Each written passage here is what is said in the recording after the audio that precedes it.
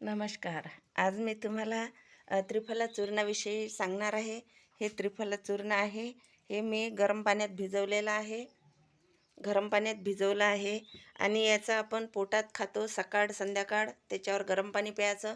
पोट साफ राहते, संडास बाथरूम साफ येते आणि विकार होत नाही, डोळ्याचे विकार होत नाही आणि चेहऱ्यावर मुरमा वगैरे होत नाही.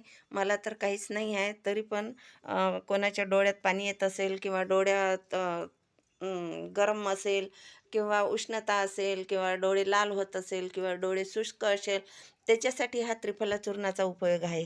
मी याचा लेप करून, जसं लोक फेशियल करतात, मी कुठेही फेशियल माहीत नाही मला कसे करतात काय करतात, पण तरीही मी हे त्रिफला चूर्ण लावत असते. असा लेप करून घ्यायचा.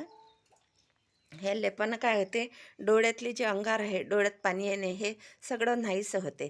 व्हिडिओ आवडला असेल तर शेअर करा.